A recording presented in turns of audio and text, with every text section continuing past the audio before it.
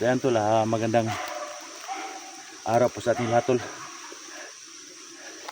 Nandito po tayo tol sa area no, kung saan sinusundan natin yung mga bandido tol na nandun daw sa kampo no. Sana no ma-rescue kaagad natin si Lucio tol.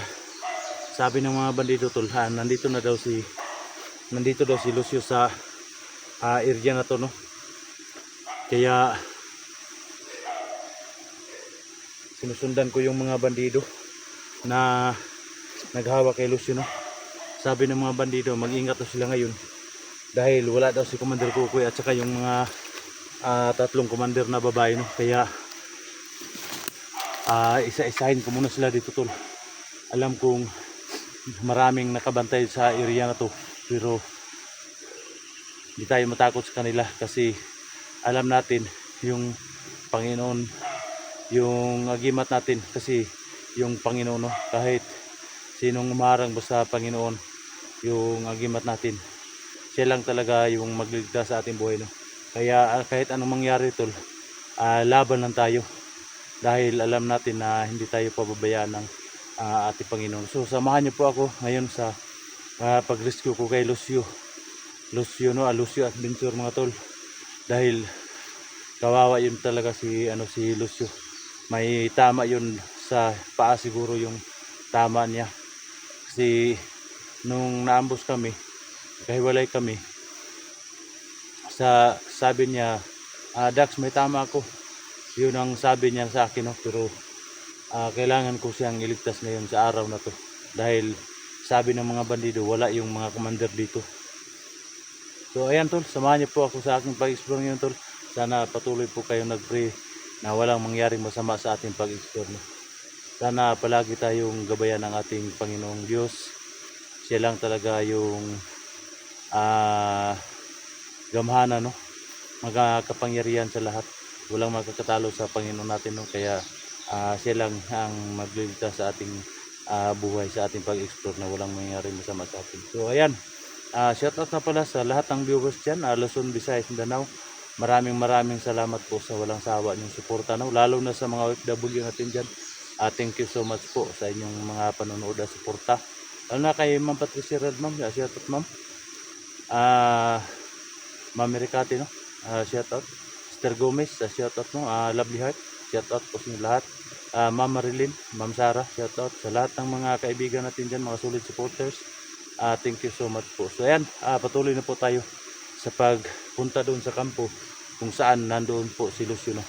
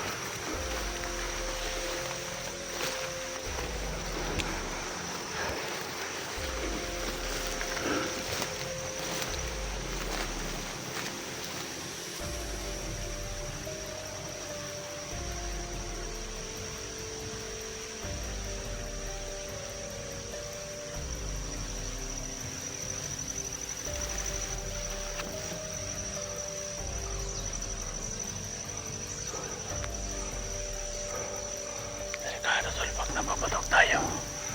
Dahil maalarma sila no pag nagpapatok tayo.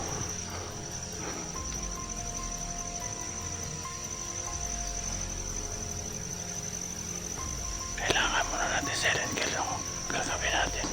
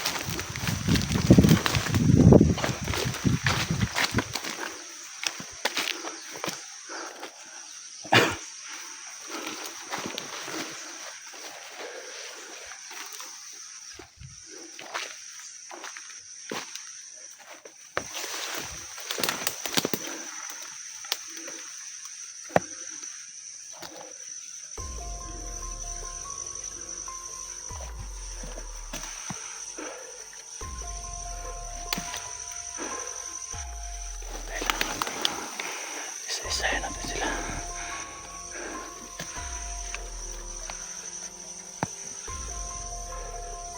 Hindi tayo pwede mapapatok. Hindi tayo pwede mapapatok doon. Baka malarma sila.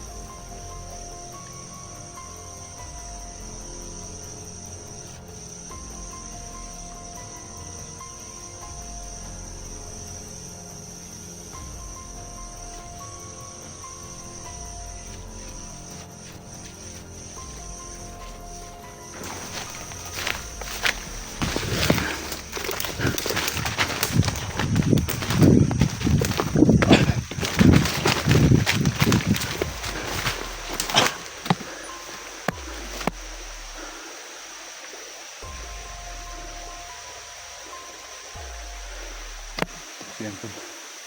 Hindi tayo pwede magpapatok doon dahil delikado. Maraming nakaharang dito. Kampo ni Commander Kukoy at ni Commander Ligaya itong napasok natin na kampo tol. Kaya hindi tayo pwede magpapatok ng baril dahil delikado pag magpapatok tayo. Diyan sa ibabaw to may kampo dyan. yung mga may-ari ng mga lupa na tinatrabaho ng mga may-ari ng lupa, no. Pinatay nila yung may-ari kagabi. Pakasalbahay talaga nila, no. Pinatay nila yung may-ari tapos pinaalis nila, no. At saka sila yung namumugad ngayon dito.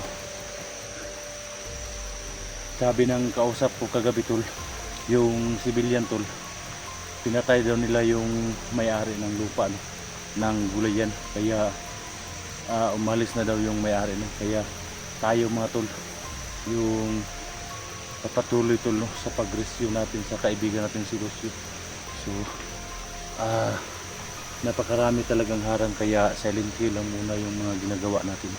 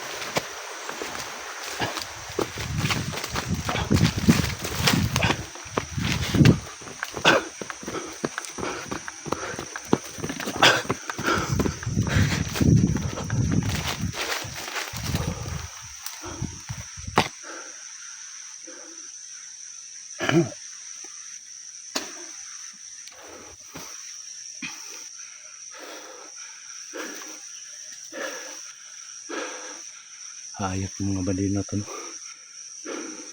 Sila yung nagpatay ng may-ari dito sa lupa na to. Diyan daw sa to, may kampo daw dyan sa unahan.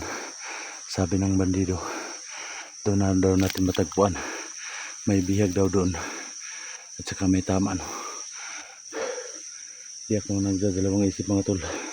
Si Lucio talaga yun, mga tol. So ayun, patuloy tayo sa pagpunta dyan sa area na yan, no? Bapakasali tayo na nandyan si Lucio.